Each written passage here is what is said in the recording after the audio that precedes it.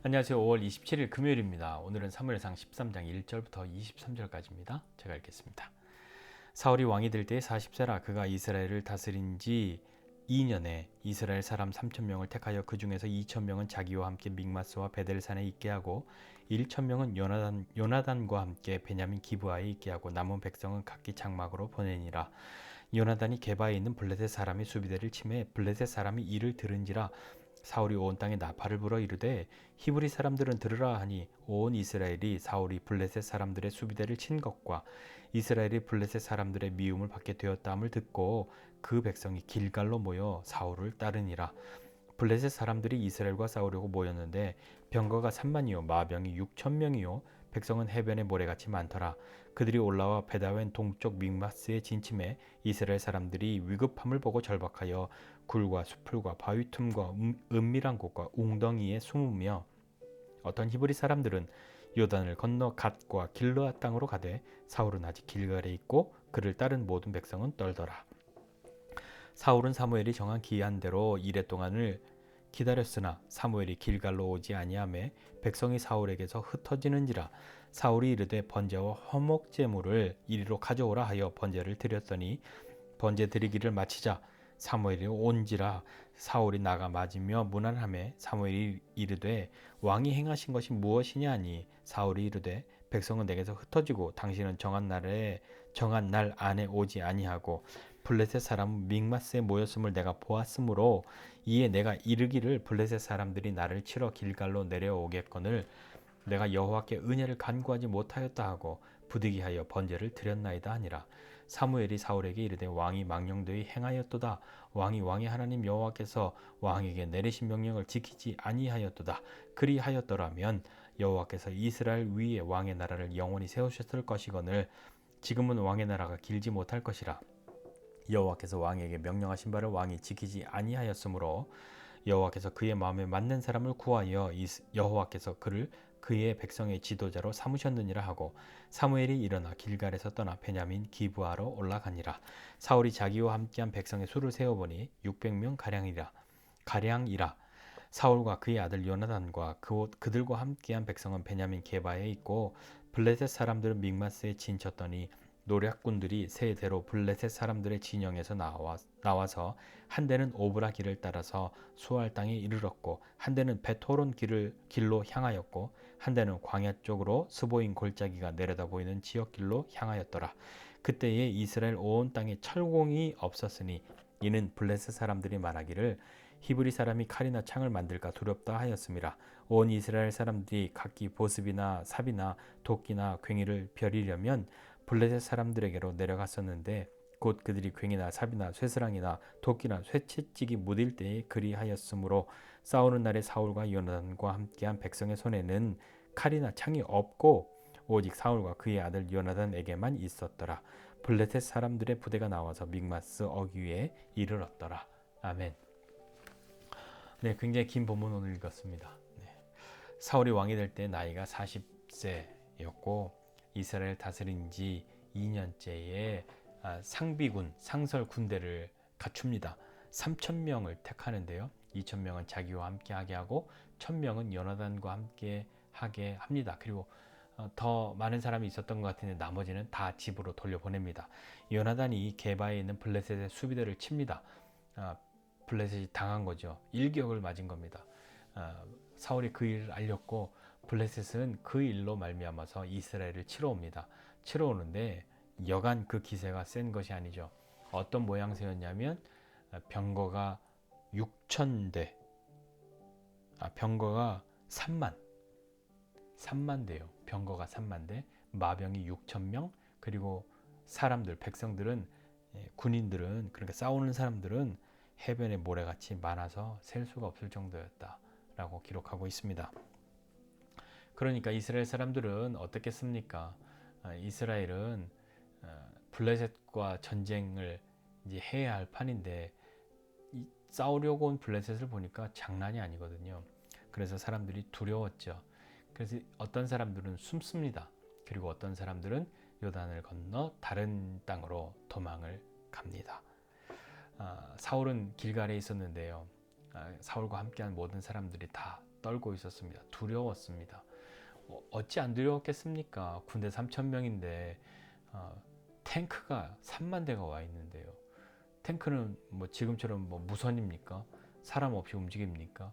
병거를 운영하는 사람들도 있는 거죠. 마병이 6,000명이나 됩니다.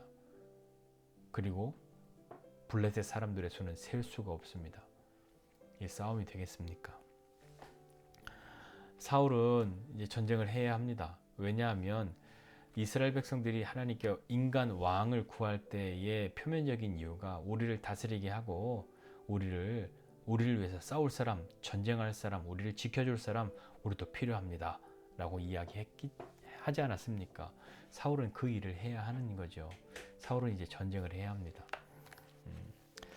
근데 사무엘이 이야기한 거죠. 일주일을 기다리라 라고 이야기를 했습니다. 그래서 기다리고 있는 거죠. 그런데 사무엘이 안 와요. 약속한 날짜가 다 됐는데 그 날짜 안에 오지 않습니다.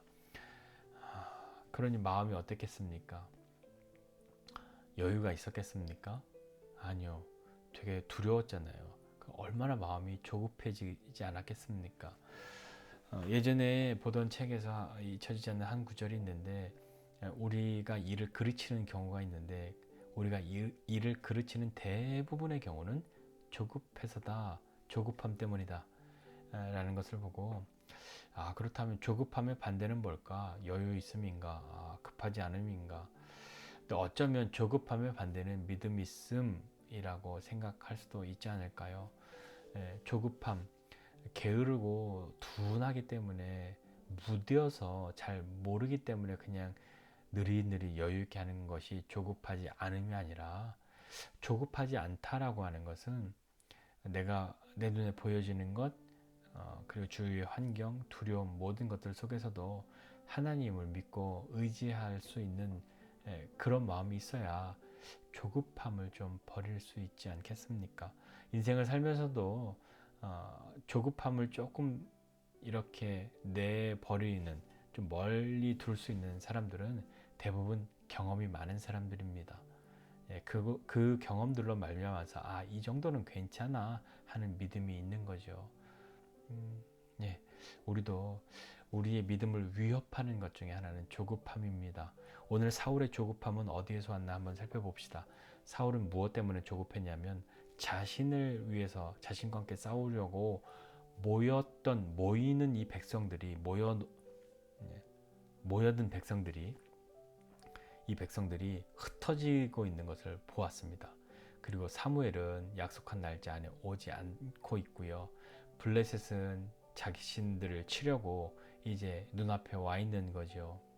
그런 것들이 보이니까 마음이 점점 더 조급해질 수밖에 없는 거죠. 왜냐하면 왜 조급하냐면 이제 빨리 전쟁해야 하는데 싸워야 하는데 빨리 사무엘이 와야 이 번제를 드리고 나가서 하나님께 은혜를 구하고 전쟁하러 갈 텐데 이거 앉아서 당할 수는 없지 않아 하는 그런 마음이 생겨나지 않았겠습니까?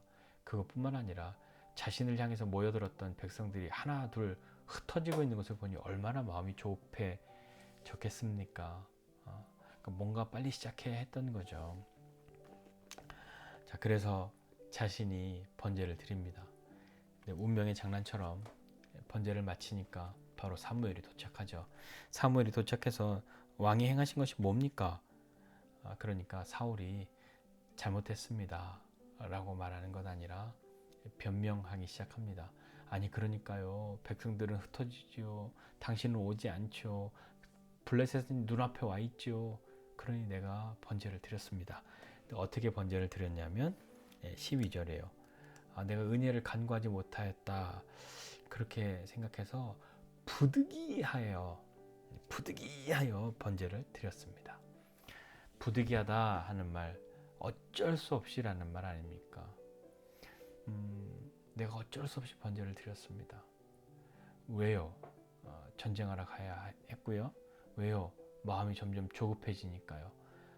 이거 빨리 했는데 앉아서 당할 것 같으니까요.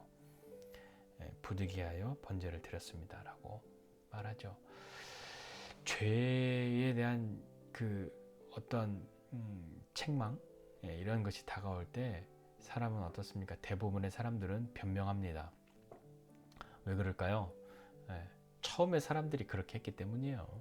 처음에 아담과 하와도 하나님께서 이 죄에 대해서 책망하실 때 그들도 변명하기 시작했습니다. 아담은 하나님이 내게 주신 이 여자 때문이에요. 하와는 저 뱀 때문이에요. 이유를 이야기하죠. 변명하기 시작한단 말입니다. 그러나 하나님이 원하시는 것은 부득이하여 내가 죄를 지었습니다 라는 것 아니죠. 우리도 다 아는데 너무나 자연스럽고 너무나도 반사적으로 제가 왜 그랬냐면요 이라는 것부터 시작하게 됩니다. 자, 그래서 사무엘이 그런 사울을 향해서 이야기합니다. 당신이 여호와의 명령을 지키지 않은 것이다. 기다리라 하였는데 왜 그것을 못 기다리냐고 안타까워하면서 그가 말하기를 이스라엘 위에 왕의 나라를 영원히 세우셨을 건데 당신이 하나님의 명령을 지키지 않았으므로 이제 당신의 나라는 길지 않을 겁니다. 그리고 여호와께서 그의 백성의 하나님의 마음에 맞는 사람을 찾아서 그를 백성의 지도자로 삼으셨습니다 하고 사무엘은 그곳을 떠나 길갈에서 떠나 베냐민 기브아로 올라갑니다. 사울이 그 이야기를 듣고 기분이 어땠을까요? 마음이 어땠을까요? 조금만 기다릴 걸. 저나 여러분이나 그 생각부터 하지 않았겠습니까? 내가 잠깐만 더 기다릴 걸. 괜히 그거 잠깐 못 기다려서 여태까지 기다렸던 거 한 방에 없고 이렇게 내 나라가 길지 않을 거라고 길지 못할 거라는 이런 이야기도 듣고 막 하는 것이 잠깐만 기다리고 조금만 더 기다릴 걸 하는 그런 후회로 다가오지 않았겠습니까? 사울이 자기와 함께한 백성의 수를 세보니까 600명 정도 되었습니다. 근데 이 600명은 용맹스러운 군대는 아니었던 거죠. 왜냐하면요, 당시에 이 블레셋은 철기 문화를 가지고 있었는데 시대는 철기 시대인데 이 이스라엘은 철기를 사용하지 못하고 있었습니다. 아니 사용은 했지만 그것을 이렇게 운용할 수 있는 능력은 없었던 거예요. 그래서 농기구가 되었든 뭐가 되었든 블레셋 사람들의 손을 빌어야 했던 겁니다. 이 사람들이 모였는데 무기가 없는 거죠. 칼과 창은 사울과 요나단 외에는 아무도 없었단 말입니다. 그런 사람들이 병거를 끌고 나온 블레셋과 어떻게 싸울 수 있겠습니까? 그런 면에서 보면 이 앞전에 요나단이 블레셋의 수비대를 친 것은 정말 놀랍습니다. 도대체 요나단의 이 군인 1000명들은 뭘로 싸운 걸까요? 요나단 혼자 칼 갖고 있었는데 요나단이 다 해쳤을까요? 모르겠습니다. 그러니까 이건 따지고 보면 이런 얘기 아닐까요? 하나님의 도우심 없이 하나님의 함께 하심 없이 그들이 자신들보다 강력한 무기를 가지고 있는 사람들 군대를 이기기란 어려웠겠죠. 그런 것 아니겠습니까? 오늘 이 말씀 보면서 생각해 보고 싶은 것은 무엇이냐면요, 우리가 이 말씀 너무 잘 알아서 좀만 더 기다릴 걸, 참을성을 기르자, 그것을 이야기하고 싶은 것이 아니라요, 우리는 조급해지기 쉽다 하는 겁니다. 우리의 조급함은 대부분 눈에 보여지는 것들 때문이다. 나에게 이렇게 모였던 사람들이 이제 하나둘씩 흩어져 가는 것, 그걸 보니까 막 조급해지는 거죠. 사무엘은 와야 하는데 안 오니까 이 시간이 다 돼가는데 안 오는데 마음이 조급해지는 거죠. 대적은 눈앞에 와 있는 것이 보이는데 마음이 조급해지는 것, 당연한 것 아니겠습니까? 조급함을 이기는 것, 그것은 정말 쉽지 않습니다. 어떤 방법이 있어서, 어떤 조급함을 이기는 주문이 있어서 조급함을 떨쳐내고 여유를 갖고 그렇게 있을 수는 없지 않습니까? 그래서 대부분 인생의 경험들이 유익하기도 하지만 경험으로만 할 수 있는 것은 아닙니다. 이것을 믿음의 차원에서 바라볼 때 우리가 조급하지 않으려면 하나님이 반드시 그 약속을 이루실 것이라는 믿음이 있어야 하는 거죠. 여기서도 우리가 착각하거나 오해하지 말아야 할 것은 난 아무것도 안 해도 하나님이 알아서 하시겠지 하는 것, 어떻게 보면 대단한 믿음이지만 어떻게 보면 그냥 게으름이죠. 어떻게 보면 아무것도 안 하고 있음이죠.